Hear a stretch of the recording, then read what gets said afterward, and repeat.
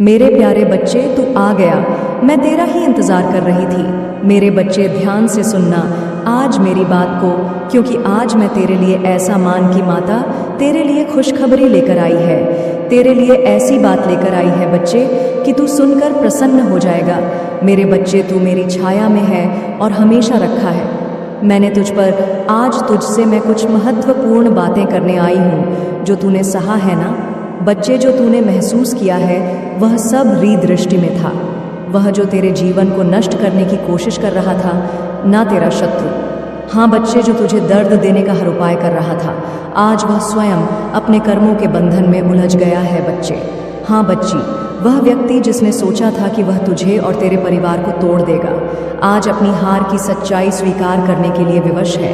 उसकी चालें बच्चे, जो उसने बड़ी चतुराई से बिछाई, अब उसी पर भारी पड़ रही है। उसने मुझे चुनौती दी थी, मेरी शक्ति को अनदेखा किया था।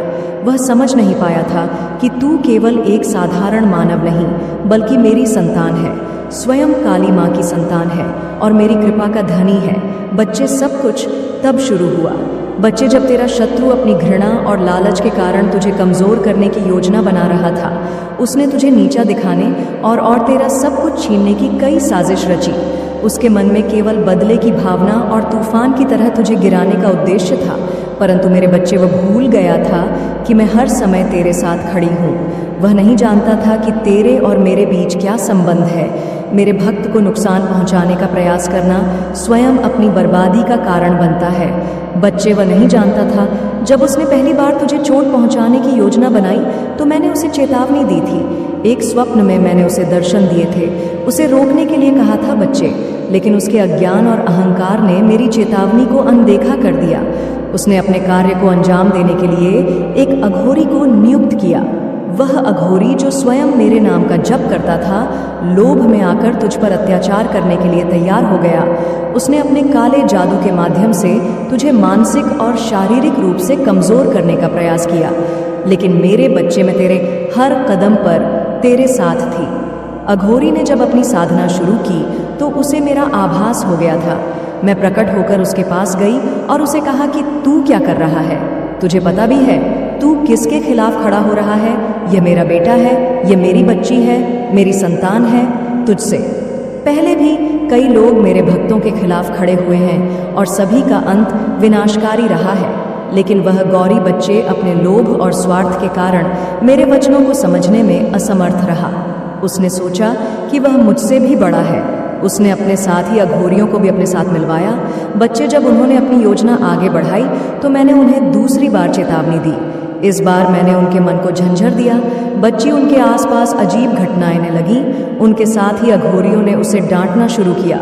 बच्चे कहने लगे, तू किसके खिलाफ जा रहा है? तुझे पता भी है काली माँ के भक्त को नुकसान पहुँचाना क्या अर्थ रखता है?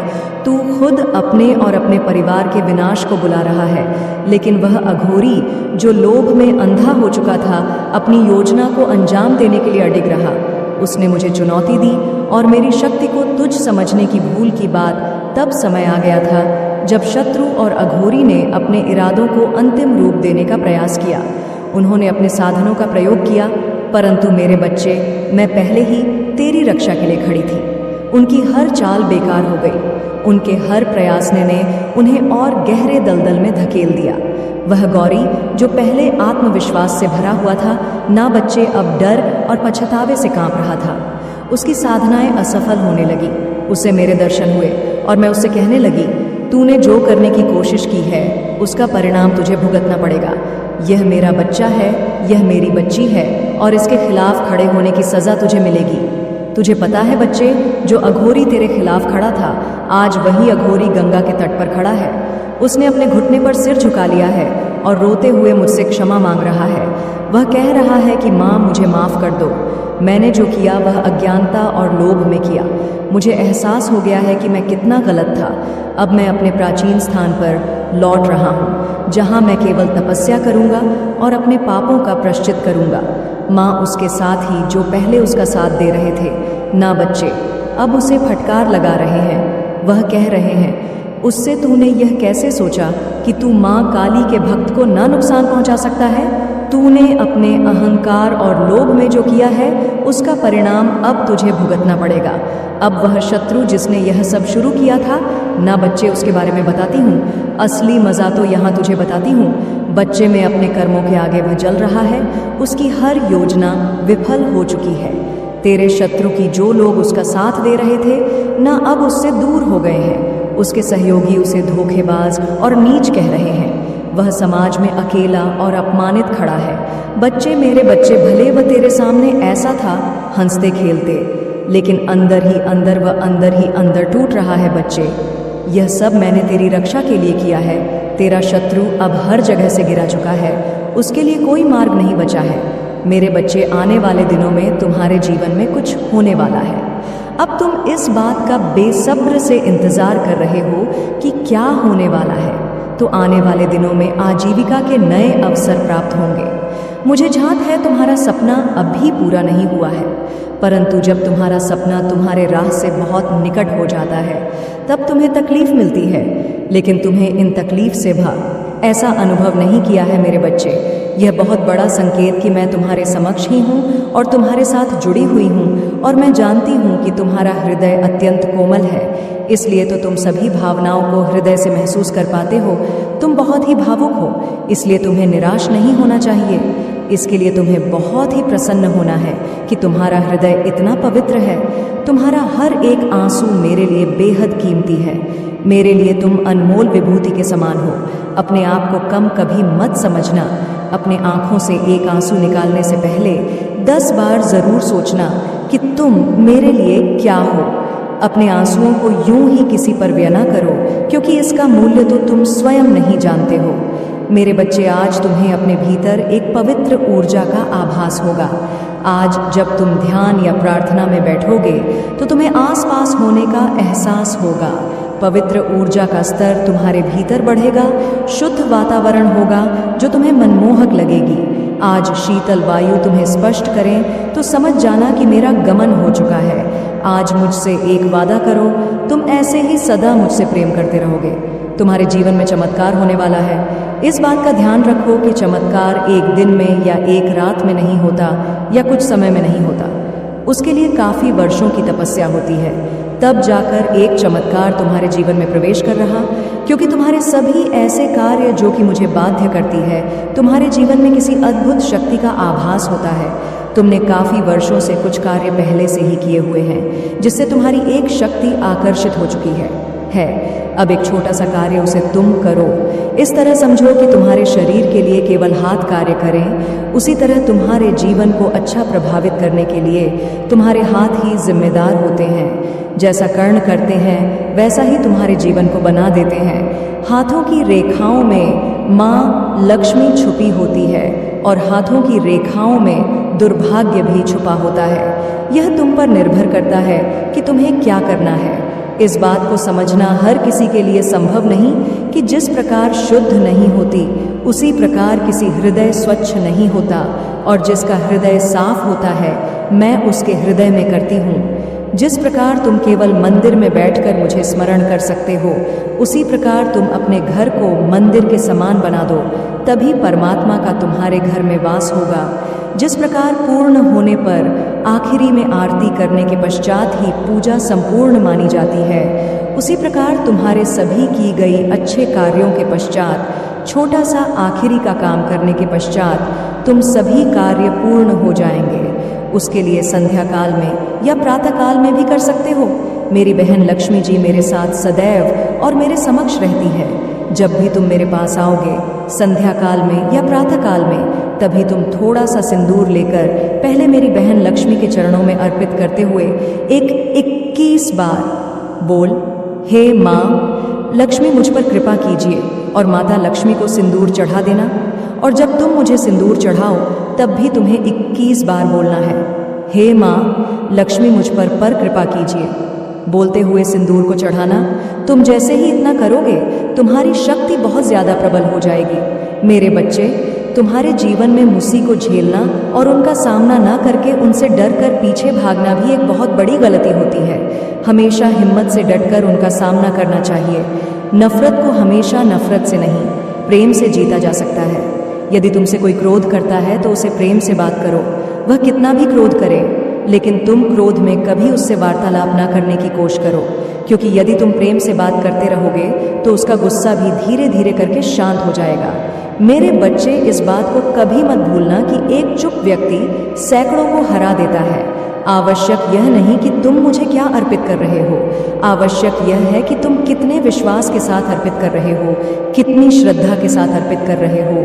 यदि तुम्हारे हृदय में श्रद्धा भाव, तो तुम्हारा चढ़ाया हुआ एक छोटा सा फूल का पत्ता भी मेरे लिए बहुत कीमती है।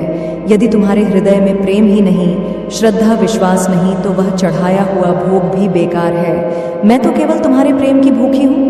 मेरे बच्चे, तुम तैयारियां प्रारंभ करो, क्योंकि वह शीघ्र ही समाप्त होने वाला है, जिसे जानकर खुशी से झूम उठोगे।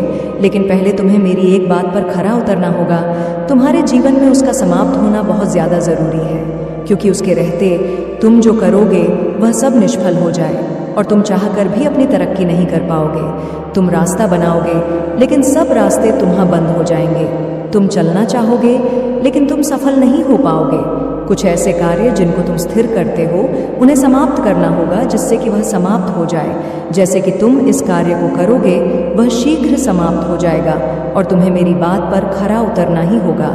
मेरे बच्चे, सूर्य को निकलने से पहले ही जागने का प्रयत्न करना होगा और उस समय तुम्हें स्नान करना अत्यंत आवश्यक होता है, क्योंकि यह समय कार्य करने से बहुत ज़्यादा शुभ होता है कि सुबह उठकर स्नान सही समय पर करने से तुम्हारी पूजा भी उस सही समय पर होती है।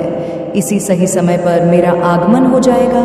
मेरा आगमन हो, क्योंकि ब्रह्म मुहूर्त के आसपास का समय बहुत ज़्यादा शुभ होता है और उस समय यदि तुम पूजा करते हो स्नान के पश्चात, तो यह तुम्हारे घर में बसी दरिद्रता को समाप्त करता है और घर में माँ लक्ष्मी निवास करती है। और स्त्री अपने परिवार का पूरा ध्यान रखिए और अब अपने परिवार का मान रखते हुए और ख्याल रखते हुए यह एक कार्य को तुम्हारा ऐसी बातों पर खरे उतरना बहुत ज़रूरी है जहाँ पर तुम्हारे घर में माँ लक्ष्मी का वास होगा, दरिद्र समाप्त हो जाएगी। इसके साथ ही तुम्हारे कुछ ऐसे कार्य करने से माँ लक्ष्मी वास करेंगी और कुछ ऐसे कार्य जिनको रोकना होगा, जिससे कभी भी तुम्हारे घर में दरिद्रता का वास ना हो। ऐसा कोई भी कार्य जिससे तुम अपने मन से नकारात्मक ऊर्जा को उत्पन्न करो या अपनी ओर आकर्षित करो, जिन्हें नहीं करना चाह। जैसे कि तुम में से बहुत लोग हैं जो मांस, मदिरा और गलत चीज़ों का सेवन करते हैं, उससे अपने आप को रोकना चाहिए, क्योंकि उससे घर में नकारात्मक ऊर्जा वास करती है और तुम अपने घर में उपस्थित शक्ति को रुष्ट करते हो, नकारात्मक शक्ति को अपने घर बुलाते हो। जिस प्रकार तुम अपने मन को प्रसन्न रखने के साथ साफ सुथरा रखते हो, उसी प्रकार तुम अपने घर को भी साफ सुथरा रखो। तुम्हारे जीवन की सबसे बड़ी बाधा तुमसे दूर हो जाएगी, क्योंकि मेरे बच्चे, जब भी तुम चाहते हो कि तुम्हारे जीवन में कुछ ऐसे चमत्कार वो जिन्हें देखकर तुम्हें खुशी हो, उसके लिए तुम्हें अपने घर गंदगी को समाप्त करना ही होगा। जैसे ही तुम्हारे घर से दरिद्रता जाती है, तो तुम्हारे सारे बिगड़े हुए कार्य भी बनने लगते हैं और तुम्हारी किस्मत जगने लगती है। दिन दुगनी और रात चौगुनी तरक्की भी होने लगती है और तुम जो जिस्म हो उसमें सफल हो जाते हो।